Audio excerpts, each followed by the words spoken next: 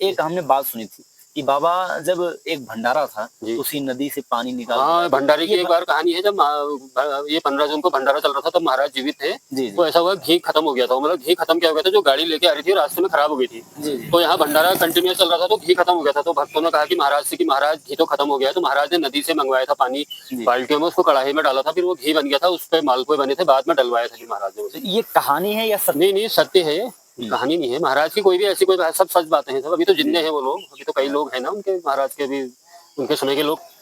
नमस्कार, मैं नागेंद्र दीक्षित और आप देख रहे हैं दिल्ली रंग। इस वक्त मैं भवाली के पास हूँ।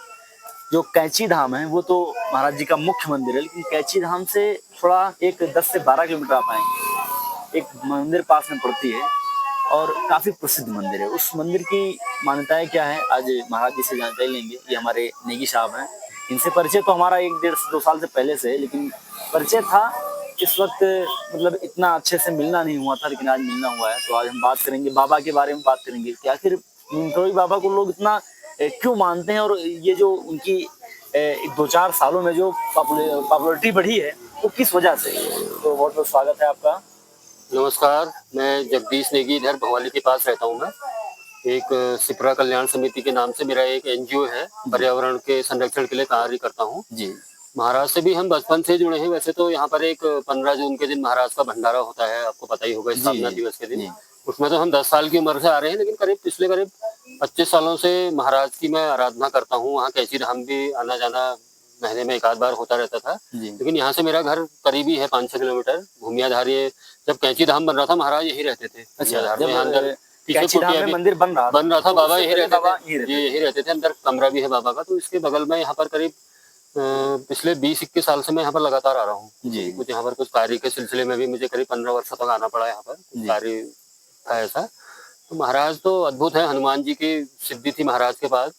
और ये काफी, महाराज ने तो कहा भी था, बताते पहले ही कह चुके थे ये बात कि एक दिन ऐसा आएगा कि कैंची में लोग गाड़ियों के लिए जगह नहीं मिलेगी और बहुत ज्यादा लोग आएंगे, ऐसा उन्होंने बताया था पहले महाराज। अच्छा, महाराज जी ने ये ये बात उन्होंने कही थी, लोग बताते हैं। और अद्भुत है, देखिए इतने लोग आते हैं देश विदेश से। मेरी दादी तो बाबा से मिली भी थी। अच्छा, आपकी दादी? हाँ, मेरी दादी मिली थी। मैं तो खैर 77 में पैदा हुआ हूँ। महाराज की आफ्टर डेथ 73 में डेथ हो गई थी महाराज की। लेकिन मैं महाराज की काफी आराधना करता हूँ। पिछले करीब 5 वर्षों से वहाँ पर डेली मॉर्निंग आरती में भी रहता हूँ मैं। अच्छा, आप 5 साल से? 13 किलोमीटर दूर से वहाँ पर जाता हूँ, मॉर्निंग आरती अटेंड करता हूँ। मतलब एक बड़ा अद्भुत है, एक प्रकार से मेरे को अच्छा जैसा लगता है वहाँ पर जाना। मतलब एक नियम जैसा बन गया है मेरा, क्योंकि वैसे सुबह तो कोई काम ज्यादा होते नहीं है। सुबह अपने 6-6:15 बजे घर से निकल जाओ, 9 बजे आरती खत्म होने के बाद आ जाओ, फिर यहाँ भूमियाधार भी आ जाता हूँ कभी यहाँ बैठने के लिए। तो मैं 2015 में मैंने ये नदी की सफाई का कार्य शुरू किया था, जो कैंची धाम से होकर जा रही है। उत्तर वाहिनी नदी है वो। उत्तर वाहिनी नदियाँ बहुत कम होती है। मतलब अधिकांश नदियों का जो होता है उत्तर से दक्षिण की तरफ बहती है, अधिकांश नदियों का रूट होता है। लेकिन जो महाराज के धाम से जा रही है, जो दक्षिण से उत्तर की तरफ बह रही है, उल्टी दिशा में बह रही है। बड़ा महत्व है इसका।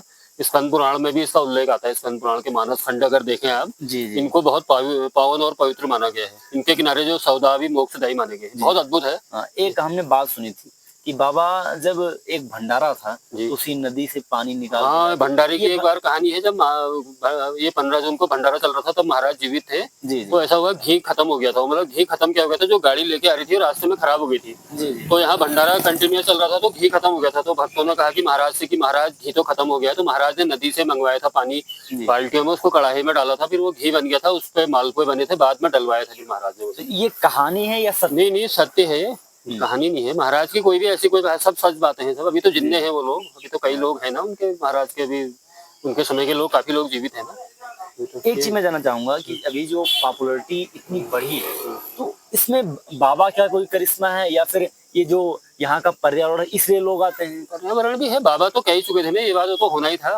जो तो बाबा तो बोल ही दिए थे कि एक दिन ऐसा आएगा, तो पहले कहते थे तो होना ही था। जो महाराज के मुंह से जो शब्द निकलते थे वही होता था। तो इसलिए हो रहा है वो धीरे धीरे। असल में एक बार हुआ क्या था, जब ये जुकरबर्ग आए थे यहाँ पर ना, जुकरबर्ग शायद मेरे ख्याल से 2008 में शायद आए थे वो। वैसे स्टीव जॉब्स भी आ चुके हैं यहाँ पे। स्टीव जॉब्स कब आए थे? स्टीव जॉब्स 74 में महाराज की डेथ के बाद आए थे वो। उनका भी यहीं से उनको प्रेरणा मिली है। फिर जब इसका फेसबुक बड़े बुरे दौर से चल रहा था, तो स्टीव जॉब्स ने इनको बोला था जुकरबर्ग कि तुम कैंची जाओ। तो यहाँ आया था, उसके बाद उसका बढ़िया चला। उसने 2014 में जब मोदी जी अमेरिका गए थे, तो उनसे जिक्र किया था इस बात का। तो तब से भी थोड़ा ये मंदिर की वो होने लगी थी, थोड़ा थोड़ा उसमें आ गया था। जैसे आज तक वगैरह ने भी कवर किया ना। उसके बाद फिर मुख्य वैसे देखा जाए तो ज्यादा भीड़ जब विराट कोहली आए, उसके बाद से ज्यादा बड़ी है भीड़। अच्छा, मतलब विराट कोहली अभी करीब मेरे ख्याल से शायद 3 साल शायद हो गए होंगे उनके। करीब हम उसी दिन वहीं थे, मंदिर में था मैं जब विराट कोहली आए थे। जी। तो उसके बाद से फिर बहुत जबरदस्त बड़ी भीड़, मतलब उसके बाद से तो पूछो मत कि एक एक वीकेंड पर 30-30, 40-40, 50-50 हजार लोग आ रहे थे। अभी भी बहुत आ रहे हैं लोग, आजकल तो खैर थोड़ा कम है, लेकिन अब एक विश्वव्यापी हो गया है महाराज का ना, वर्ल्ड वाइड। विश्वव्यापी। हाँ, बहुत फेमस हो गया, क्योंकि अभी असल में सेलिब्रिटी अब होता ही है, लोग इनको फॉलो करते ही है ना। बिल्कुल, अब बिल्कुल। कोई एक उसका भी असर है, लेकिन वो है तो महाराज की कृपा है, वो तो जो महाराज ने चाहा वही हुआ ना। हाँ, जो एक महाराज बात और महाराज से जुड़ी है जी कि जो कैंची धाम, मतलब जो कैंची धाम है जी बाबा नीम करोरी, तो नीम करोरी जो उनका नाम पड़ा था, तो उसके बारे में। नीप करोरी उधर गांव है ना इनका, जो ये अकबरपुर गांव है जो उधर, नीप करोरी गांव के तो है मुख्य जी जी, वहाँ बाबा पे का। स्टेशन भी है शायद। हाँ हाँ, वो उनके नाम का एक ट्रेन रोकी थी ना बाबा ने वहाँ। हाँ, एक बार ऐसा ये हुआ था। ये एक कहानी कथा क्या है, थोड़ा सा जो ट्रेन ये ऐसा हुआ, एक बार महाराज उधर ट्रेन में बैठे थे वो, जी। तो टीटी आया चेक करने वाला, तो इनके पास टिकट नहीं मिले थे, इनको बाबा को ट्रेन से उतार दिया। ट्रेन से उतार दिया तो अब वो ट्रेन जब उसका टाइम हुआ चलने का तो चल ही रही हो, कितने इंजीनियर वगैरह बुला दिए, वैसे कोई उसमें ऐसा फॉल्ट नहीं दिख रहा था, कोई टेक्निकल फॉल्ट। लेकिन लोग, फिर किसी ने कहा कि यार ये कोई साधु थे, उनको महाराज को उतारा था, फिर इनको बाबा के पास उन्होंने विनती करी, उनको बैठाला, तो वो फिर चल गई ट्रेन। फिर बताते हैं कि महाराज ने अपने कंबल के अंदर से उनको टिकट भी दिखाई फर्स्ट क्लास के ना। तो ये उधर नीप करोरी है, स्टेशन का ही नाम है वो। अच्छा। मेरे ख्याल से फर्रुखाबाद या फिरोजाबाद कहीं है वो। हाँ, ये भी तो मतलब तभी से इनका नाम हाँ, नीम करोली नहीं महाराज। वो गांव का ही नाम नीम करोरी है ना वहाँ, हाँ, जहाँ के हैं वो महाराज। जी जी। वहाँ का नीम करोरी है ना, अच्छा, इसलिए वैसे नीम करोरी बोलते हैं ना। एक बात और कहेंगे, यहाँ का जो पर्यावरण है, पर्यावरण काफी अच्छा है। लोग पर्यावरण से आकर्षित होते हैं। तो बाबा का मंदिर जहाँ है, उस स्थान पे जो वहाँ की जो जलवायु है थोड़ा, तो वो लोगों को आकर्षित कर रही है। हाँ, मतलब वहाँ पर एक वाइब्रेशन तो है ही है। देखिए, इतने बड़े हनुमान जी की सिद्धि प्राप्त थी बाबा को ना, जी। तो फेमस स्थान है, तो वहाँ पर ऐसे भी लोगों के मतलब दुख परेशानियां तकलीफ भी दूर होती है। अच्छा, ये तो उस पक्का है। नदी का क्या नाम है जो बाबा के? सिप्रा नदी है वो। सिप्रा नदी। हाँ, जैसे उज्जैन में सिप्रा, इसका नाम भी सिप्रा है। अच्छा, उज्जैन वाली भी उत्तरवाहिनी है ना। हाँ, वो भी उत्तरवाहिनी। हरिद्वार में हर की पैड़ी में भी गंगा जी उत्तरवाहिनी है। हाँ, मतलब जानबूझ के बनाया है उन्हें, ओरिजिनल रूट है नहीं वो, तो गंगा नहर की बना रखा। वो इसलिए बना रखा क्योंकि उसके आगे सारे शमशान उसी में है ना, सारे घाट। तो इनके किनारे जो अंतिम संस्कार मोक्षदायी माना गया है उत्तरवाहिनी नदियों के किनारे। और एक बिहार में भी सुल्तानगंज में भी होती है गंगा जी उत्तरवाहिनी, जहाँ से वैद्यनाथ धाम के लिए जल जाता। मतलब दुर्लभ है, बहुत दुर्लभ ही नदियों की श्रेणी में है। देखा जाए वैसे आपका जो काम है, आप जल संरक्षण के विषय में काम करते हैं, तो काफी आपने पुरस्कार भी पाए हैं अभी। हाँ, मैं ये महाराज की प्रेरणा से ही मैंने, समझ लीजिए कि 2015 में 11 अक्टूबर 2015 से मैंने नदी का कार्य शुरू किया था। मोहाली से, जहाँ मैं रहता हूँ, करीब कैंची से 8-9 किलोमीटर होता है, मोहाली शहर है जो, वहीं से मैंने नदी की साफ सफाई करनी शुरू कर दी, क्योंकि इसमें इतना ज्यादा लोग, मतलब कचरा ही इतना था कि मतलब नगर पालिका तक जगह जगह गाड़ियों से करके उसी में नदी में ही पलट देते। अच्छा, जो नगर पालिका, हाँ, वो भी जगह जगह डाल देते थे ना उसमें। तो मैंने ऐसे ही मेरे मन में आया, बस ऐसे ही एक दिन मैंने एक डाला फेसबुक में कि क्यों ना इसको शुरू करें हम सफाई। तो कई लोगों के मेरे पास मैसेज आई कि हम भी आएंगे, हम भी आएंगे। 11 अक्टूबर 2015 पहले नवरात्र से मैंने शुरू किया था। काफी लोग आए मेरे साथ, शहर के लोग 20-25 लोग आए। हमने 2-3 पिकअप कचरा निकाला, मंदिरों के मुख्य मंदिरों के आगे तक कचरे के ढेर लगे थे, मतलब लाइक उसमें डालते थे लोग, पूरा एक मतलब प्राकृतिक कूड़ेदान जैसा बना दिया था। तो हमने, हाँ, फिर हमने हटाया वो। मतलब मेरा करीब 3 साल तक चला लगातार, एवरी संडे करते थे हम। मैं क्या करता था, जैसे सुबह अपना आ जाता था, कुछ लोग आते थे, लेकिन 8-10 मजदूर भी ले लेता था मैं साथ में। पूरे दिन हम सुबह 9 बजे। अच्छा, वो मजदूर का जो खर्चा अरेंज करना, ये ऐसे कुछ लोगों ने भी किया, कुछ अपने पास से भी किया हमने, तो लोग भी कुछ सहयोग करते थे ना। इसमें कुछ सरकारी सरकार का तो ऐसा नहीं है, लेकिन हमने ऐसे ही पीपल कंट्रीब्यूशन से ही करवाया इस काम को, ज्यादा अपने पास से और लोगों के जन सहयोग से ना। लोग वैसे जन सहयोग भी ऐसे कामों में तो करते ही हैं। तो बड़ा लंबा चला मेरा अभियान, मतलब एक पूरा ये लगे कि पूरा मिसाल है पूरे उत्तराखंड में। अभी टाइम्स ऑफ इंडिया बड़े बड़े अखबारों में भी आया है। मतलब बहुत है, मेरे हजारों वीडियो पड़े होंगे फेसबुक पे। हाँ, वो तो जिसमें मैं खुद सफाई कर रहा हूँ। मतलब एक ऐसा छोटा मोटा कोई ये फोटोबाजी वाला काम नहीं किया हमने, उसका असर भी हुआ है। करीब 100 ट्रक से ऊपर कचरा निकलवा दिया उसमें नदी से हमने। और सीवर भी हटवाए हैं उसमें, जो 150 के करीब ऊपर लोगों ने घरों के अपने सीवर उसमें नदी में डाले थे। तो उसका भी मैंने जिलाधिकारी, हाँ, इसी में डाले थे।